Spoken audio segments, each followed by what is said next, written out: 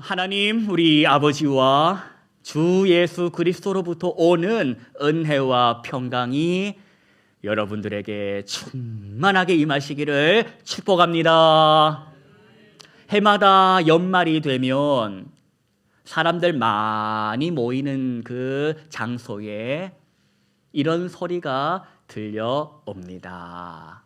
들어보십시오.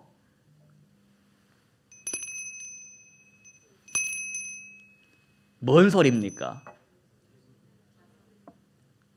이 종소리를 듣고 눈이 가면 거기 뭐가 보입니까? 구세군 자선 냄비가 거기 설치되어 있더라는 겁니다. 저는 최근 내에 어디서 봤냐 하니 쌍용동 이마트 정문 입구에 이 구세군 자선 냄비를 설치해 놓고 이 종소리를 하고 있더라. 구세군 자선 냄비가 우리나라에 처음 설치가 언제 된 줄 아십니까? 우리나라에 처음 이 구세군 냄비가 지금부터 97년 전에 세워졌다고 합니다. 별로 놀라지도 않습니다. 한 2000년쯤 돼야 놀라실 겁니까? 97년 전이면 언제입니까? 1928년 서울 도심에 낡아 빠진 양은 냄비에다가 처음 이 자선 냄비를 우리나라에서 시작했다는 겁니다. 그 말은 무슨 뜻인가 하니 이미 97년 전부터 구세군이 우리나라에 들어와 있었다라는 뜻이 됩니다. 아시는 분 계십니까? 구세군은 그냥 자선단체가 아닙니다. 그냥 사회복지단체가 아니라는 겁니다. 구세군은 개신교 교파 중에 하나입니다. 장로교, 감리교, 침례교 이런 것처럼 구세군도 기독교 교파 중에 하나다 하는 겁니다. 그 정도는 우리 바이블 칼리지를 통해 다 배워 아실 겁니다. 구한말 여러모로 이 나라가 어렵고 힘들고 아플 때 그때도 구세군 선교사들이 한국에 있었고 선교 활동, 구제 활동을 했다는 겁니다. 그때 고아들의 어머니라고 불렸던 선교사가 있었습니다. 고아들의 어머니. 그러니 이 선교사는 무슨 사역을 했겠습니까? 고아들을 돌보는 그런 사역을 했다. 그 선교사의 이름은 바로 마리 위더슨입니다. 마리 위더슨. 위더슨 선교사는 20대 후반에 이 조선에 들어와서 선교 사역을 했습니다. 20대 후반에 들어와서 같은 구세군 선교사와 결혼을 했고 7년 동안 이 한국에서 고아들을 살피고 구제하는 사역을 했습니다. 7년이 딱 되자 구세군 본부에서 이제 됐다. 이제 아프리카 케냐로 가십시오 해서 아프리카 케냐로 다시 파송을 받아서 가게 됩니다. 한국을 떠나서 아프리카 케냐에서 열심히 또 고아들을 위해서 사역을 하는데 어느 날 듣게 되었습니다. 뭘 듣게 되었을까? 하나님의 음성을 들었다고 하는 겁니다. 어느 날 말입니다. 전화 한 통 없이. 뭐라고 들려왔는가 하니 기록에 의하면 이렇습니다. 너희는 이제 전과 같이 젊지가 않다. 만약 내가 다시 한국으로 가라 하면 어찌하려느냐. 이 가라는 소리입니까? 말라는 소리입니까? 너희는 이제 전과 같이 젊지 않아.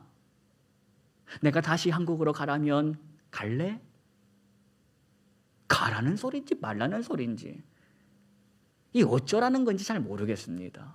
가라 하시는 것 같은데 강요하시는 건 또 아니고 하나님이 물어오셨다는 겁니다. 어찌하려느냐라고 말입니다.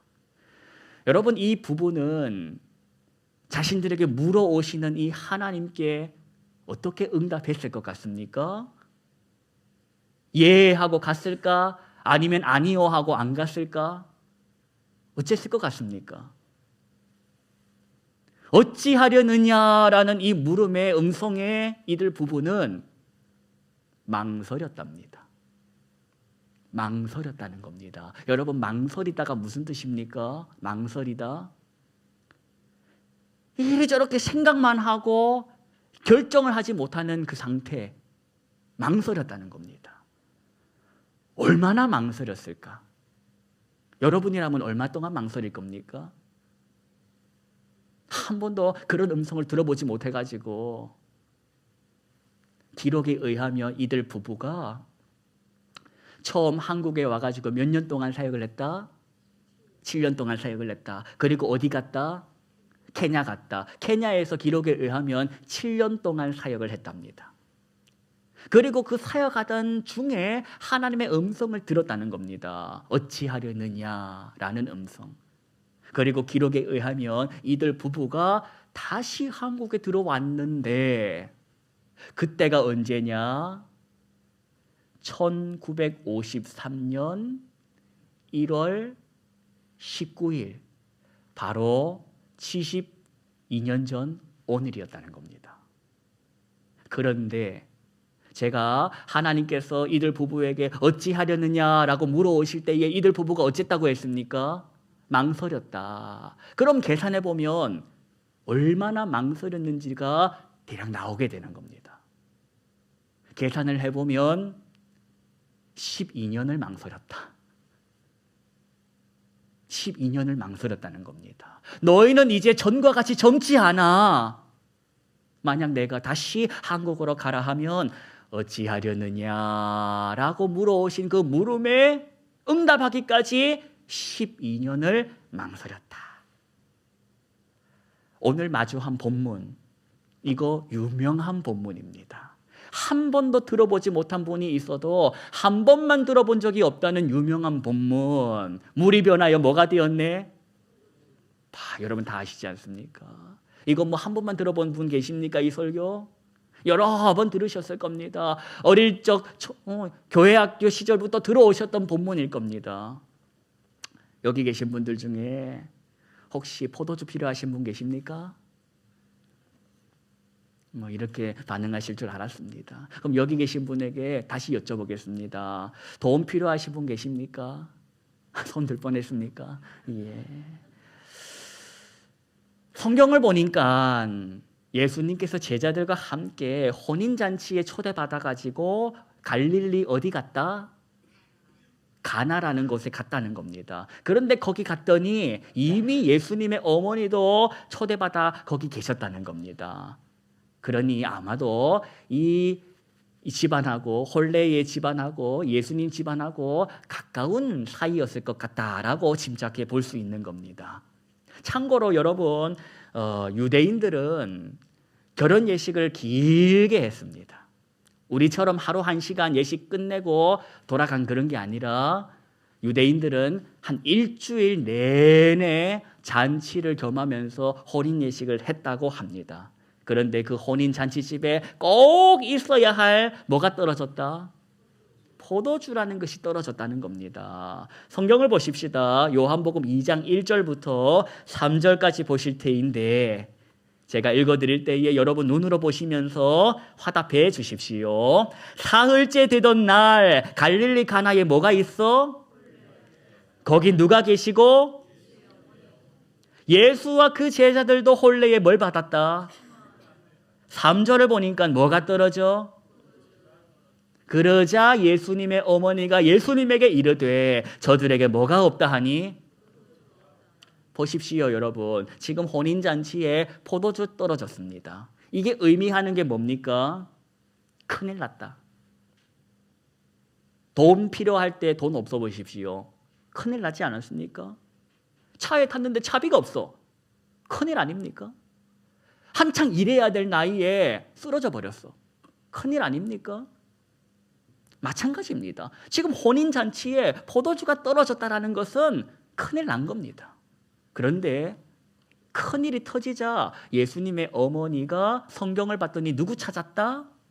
예수님을 찾았다는 겁니다. 하는 말 3절 끝에 보니 뭐랍니까? 저들에게 그러자 예수님이 하신 말씀이 4절입니다. 4절을 저와 여러분이 함께 합독하겠습니다. 예수께서 이르시되 여자여 나와 무슨 상관이 있나이까 내 때가 아직 이르지 아니하였나이다 라고 했다는 겁니다. 무슨 뜻입니까? 내 때가 아직 이르지 아니하였습니다 라는 말이 그 무슨 소리입니까? 여자여 나랑 무슨 상관이 있나이까 이게 무슨 뜻이냐? 4절을 읽었는데 이 4절이 무슨 뜻인지를 우리가 제대로 알아야지. 이걸 제대로 알지 못하면 이상하게 알고 넘어가 버리게 됩니다. 4절을 잘 알아야지 5절, 6절, 7절 이렇게 쭉쭉 가는데 여러분 보십시오. 5절을 보시면 5절 함께 읽겠습니다. 그의 어머니가 하인들에게 이르되 너희에게 무슨 말씀을 하시든지 그대로 하라 하니라. 4절을 어떻게 이해해야지 5절로 이어질까? 4절을 만약에 부정적으로 이해하면 5절이 생뚱맞아집니다. 4절의 말씀을 내 때가 아직 이르지 않았다. 나더러 어째라는 말이냐라는 식으로 이해한다면 5절은 어떻게 되는가? 아들 말 다 무시하고 일부터 저지르는 희한한 어머니가 되는 겁니다. 여러분 4절을 우리가 어떻게 이해를 해야 됩니까? 내 때가 아직 이르지 아니하였나이다. 이 말입니다. 이 말을 글씨만 보고 있으면 우리가 오해할 수 있습니다. 예를 하나 드리겠습니다. 경상도 말에는 이런 말이 있습니다. 잘한다. 이게 무슨 뜻인 줄 아십니까? 잘한다. 잘한다는 뜻이 아니라 잘해라는 뜻 아닙니까? 잘 좀 해라. 그게 뭐냐? 와, 잘한다. 이거 진짜 잘할 때 잘하는 소리고 경상도에서는 잘한다. 이게 약간 책망하는 겁니다. 그런데 글로 써놓으면 모른다는 겁니다. 글로 잘한다 써놓으면 잘하는 건지 잘해라는 건지 모른다. 이것만 쳐다보면 모른다. 전체적인 걸 봐야 안다는 겁니다. 그러니 내 때가 아직 이르지 않았다라는 말의 의미가 뭐냐? 내 때가 아니기 때문에 이런 일이 일어난 것입니다. 내가 만약에 이 잔치를 주도했다면 포도주 떨어질 일은 없었을 겁니다. 내 때가 아니라서 이렇습니다. 그러니 그 소리 듣자마자 엄마가 아 그렇구나. 하인들을 불러다가 여봐라. 무슨 말을 하든지 그대로 해. 지금부터 이 예수께서 하자 하시는 대로 해라 하고 일을 진행한 겁니다. 여러분 7절을 보십시오. 7절 저와 여러분이 보실 때에 제가 읽어드릴 때에 눈으로 보시면서 화답해 주십시오. 7절입니다. 예수께서 그들에게 이르시되 어디에 물 채워라? 이 항아리가 뭘까? 성경은 굳이 설명을 합니다. 6절에 보십시오. 6절은 항아리에 대한 설명입니다. 함께 읽겠습니다. 거기에 유대인의 정결 예식을 따라 두세 통 드는 돌 항아리 6이 놓였는지라. 돌 항아리 6이 어디에 있었답니까? 거기랍니다. 거기가 어딥니까? 장례식장입니까? 혼인 예식장에 돌 항아리가 있었다. 용도가 뭐랍니까? 정결 예식을 위해서 필요한 물 항아리, 정결 예식, 손 씻는 데 필요한 물 담아놓은 물 항아리라는 겁니다. 그런데 그 물 항아리가 몇 개가 있었다? 감이 오십니까? 그림이 그려지십니까? 두세 통 드는 크기의 돌 항아리라고 합니다. 이게 크기가 어떻게 될까? 두세 통 들어가는 돌 항아리다. 한 통이 얼마냐? 40리터. 2리터짜리 생수통 20개가 한 통. 두세 통 들어가는 말은 그냥 예를 들어서 대충 한 돌 항아리에 100리터의 물이 들어간다 생각하시면 됩니다. 큰 크기라는 겁니다. 100리터의 물을 너끈 담을 수 있는 돌 항아리가 모두 몇 개? 그러면 모두 몇 리터? 600리터. 여러분, 600리터의 물이 준비되어 있다는 말은 이 잔치가 동네 조그만한 잔치가 아니라 큰 잔치라는 겁니다. 하객들이 그만큼 올 줄 알고 준비한 큰 잔치다. 그런데 그렇게 중요하고 큰 잔치에 포도주 떨어졌으니 큰일이라는 겁니다. 예수님께서 하인들에게 이르십니다. 돌 항아리에 뭐 채워라? 여러분, 이 잔치집에는 알고 봤더니 포도주만 떨어진 게 아니라 뭐도 떨어졌다? 물이 떨어졌으니까 물을 채우라지. 물이 거기 가득해 있어 보십시오. 뭐하러 물을 채우랍니까? 손님들이 와서 정결 예식에 물을 쓰다 보니까 물도 이미 다 떨어져 있었다는 겁니다. 그런데 예수님께서 물을 채우라고 하신 겁니다. 어디까지 채워라? 가득 채워라는 뜻입니다. 생각해 보십시오. 여러분, 지금 예수님께서 하인들에게 희한한 거 시킵니까? 기괴한 거 시킵니까? 말도 안 되는 걸 부탁합니까? 지금 예수님께서는 말도 안 되는 부탁을 하신 게 아닙니다. 기괴한 걸 부탁하신 게 아닙니다. 물 항아리에 물이 없어서 물을 채우라는데 뭐가 이상합니까? 물 항아리에 물이 없으니 물을 채워라 하셨다는 겁니다. 기괴한 부탁이 아닙니다.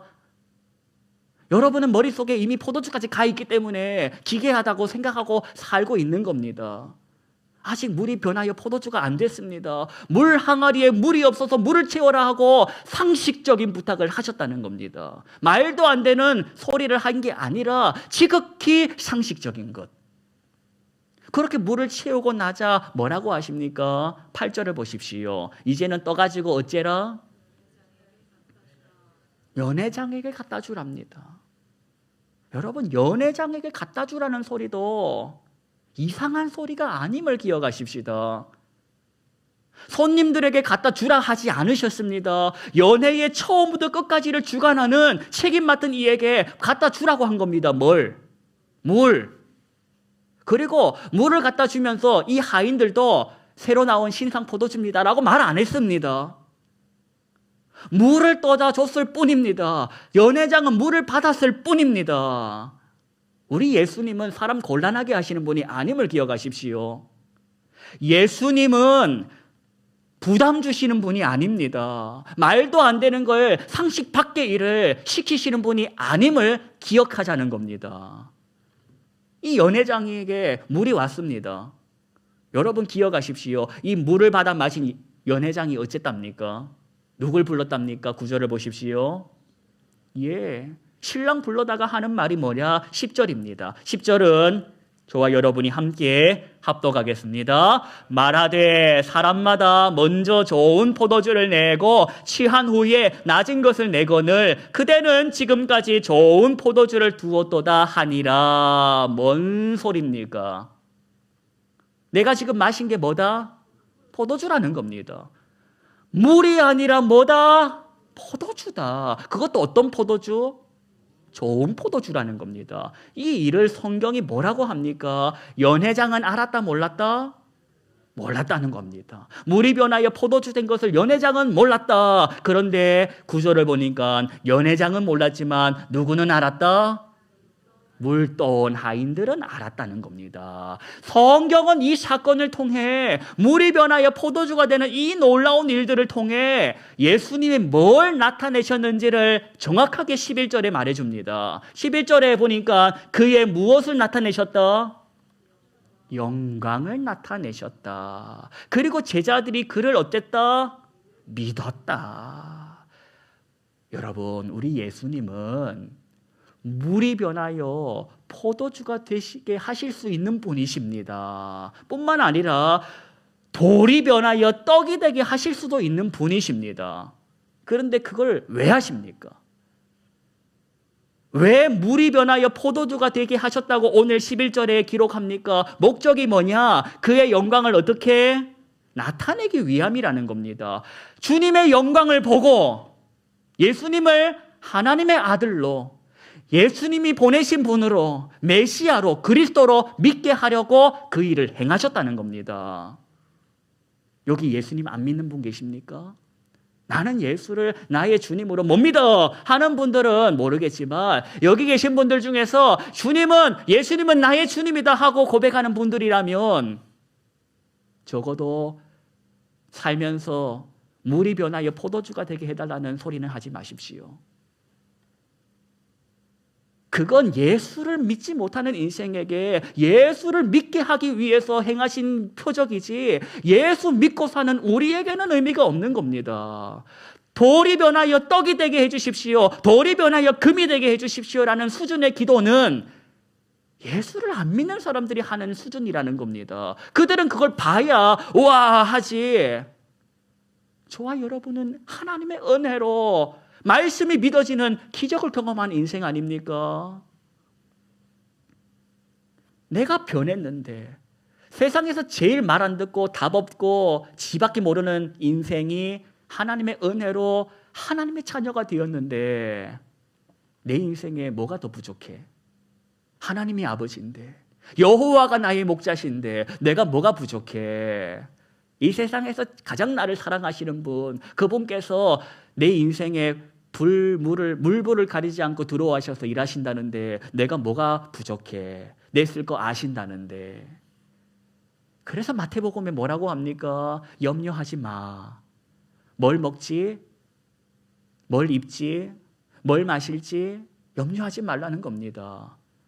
네 아버지께서는 너가 뭐가 필요한지 아신다는 겁니다. 이방인들이야 아버지를 모르니까, 하나님을 모르니까 그런 소리하고 살지, 넌 하나님 자식이라는 겁니다. 그러니 먹을 거, 입을 거, 마실 거 생각하지 말고 하나님이 원하시는 삶을 살아라는 겁니다. 그게 어려운 말로 그분의 나라와 그의 의를 구하라는 말로 되어 있는 겁니다. 여러분, 신앙이 뭡니까? 믿음이 뭡니까? 하나님을 똑바로 아는 것입니다. 하나님이란 분을 제대로 바르게 아는 것이 신앙입니다. 바르게 알지 못하면 이상하게 믿고 이상하게 신앙생활이라는 걸 하게 됩니다. 하나님은 강요하시는 분이 아닙니다. 숨 막히게 부담 주시면서 피 말리게 하시는 분이 아니라는 걸 기억하십시오. 하나님은 그런 분 아닙니다. 폭력적이신 분도 아닙니다. 상식 밖의 행동을 나더러 등 떠밀어 강요하시는 분이 아닙니다. 12년을 망설이고 살았지만 기다려주시는 분이 하나님입니다. 물 떠가지고 가면서 최고급 포도주라고 말해, 그렇게 속여 나를 이용해 먹으시는 분이 아니라는 겁니다. 오늘 성경을 통해, 그리고 신앙을 미리 살았던 이 선배들의 삶을 통해 우리가 봐야 할 건 뭐냐? 우리 하나님은 좋으신 분, 선하신 분, 상식적인 하나님, 친절하신 하나님, 기다려주시는 하나님이라는 것입니다. 그러면서 동시에 이걸 통해서 오늘을 살아가는 나에게 물어오시는 겁니다. 넌 망설이지 마라. 내가 망설여 봤어. 12년을 망설여 봤어. 너는 망설이지 말라는 겁니다. 그게 우리의 믿음의 선배들의 삶을 통해 오늘 저와 여러분이 받아야 할 교훈이라는 겁니다. 망설일래? 너 하나님 신뢰하지 못해? 하나님이 너 인생 망치는 분이니? 널 사지로 모시는 분이니? 널 곤란하게 하시는 분이니? 널 잠 못 재우시는 분이니? 피 말리게 하시는 분이니? 아니라는 겁니다. 그 하나님을 신뢰하며 오늘을 살아라는 겁니다. 그걸 성경에서 뭐라고 하냐? 세월을 아끼라는 겁니다. 직장과 일터로 나아갈 여러분, 이 한 주간을 또 살아가셔야 될 여러분, 거기는 하나님이 나를 던지신, 보내신, 파송하신 선교지임을 기억하십시오. 저와 여러분을 통해 세상 사람들이 하나님이 좋으신 분, 하나님은 상식적이신 분, 교회라는 정말 상식이 통하는 곳, 사랑이 있는 곳, 친절이 있는 곳, 그런 좋은 곳임을 우리를 통하여 보여주라고 보내시는 겁니다. 근데 우리가 하나님을 이상한 하나님으로, 교회가 이상한 사이비 집단으로 만들 수가 있으니 똑바로 배우자는 겁니다. 똑바로 하나님을 경험하자는 겁니다. 상식이 통하는 것이다. 말도 안 되는 걸 지들끼리 앉아가지고 체면 걸고 그런 이상한 콜트 집단이 아니요. 성경에서 보이신 하나님, 나를 지극히 사랑하시는 하나님, 그 하나님을 우리가 보여주자는 겁니다. 우리의 삶에 감사와 간증이 있어야 할 것입니다. 삶으로 전한 복음을 통하여 그 인생이 하나님을 경험하고 그 인생이 하나님께 돌아오는 일들을 한번 간증하며 살아보자는 겁니다. 이 한 주간 하나님을 제대로 알고 믿고 따라가는 일에 우리 힘쓰십시다. 하나님은 한 번도 저와 여러분을 도구 삼으신 적 없으시다. 도구로 써먹기 위해서 태어내신 분이 아니라 사랑하기 위해서 이 세상에 내신 분이다. 해선자매가 아기를 출산하는 이유가 뭡니까? 집안에 일손이 더 필요해가지고 하나 더 출산합니까? 아닙니다. 사랑하기 때문에 허락하신 열매입니다. 이 아이가 가장 자기다운 삶을 통해 자기만의 꽃을 피우고 사랑의 열매를 맺어 하나님의 기쁨에 참여하라는 것이 부모의 기도 아니겠습니까? 우리에게도 그 하나님의 기대와 소망이 담겨 있음을 기억하시고 이 한 주간 그 하나님과 함께 사랑에 동행하시기를 축복합니다. 기도하겠습니다. 하나님 오해하지 말고 하나님을 이상한 하나님으로 생각하지 않고 제대로 하나님을 알고 믿고 살기를 원합니다. 그 하나님을 이 세상에 제대로 소개하고 싶습니다. 하나님이 이상한 분이시네, 폭력적이시네, 상식이 안 통하시는 분이시네가 아니라 지극히 상식적이신 분, 지극히 사랑이 충만하신 분, 나를 위해 목숨까지 주시는 사랑의 하나님이심을 우리가 보여주기를 원합니다. 우리가 그런 하나님을 소개하는 거룩한 복음의 통로로 쓰임받기를 원하오니 주여 우리를 사용하여 주시옵소서. 나 같은 인생, 지밖에 모르는 인생, 고집스러운 인생에게 주의 은혜의 말씀이 들어가 그 인생도 물이 변하여 포도주 된 것처럼 온전한 변화를 받아 하나님의 사람이 되어 살기를 원합니다. 기대하오며 예수님의 이름으로 기도하옵나이다. 아멘.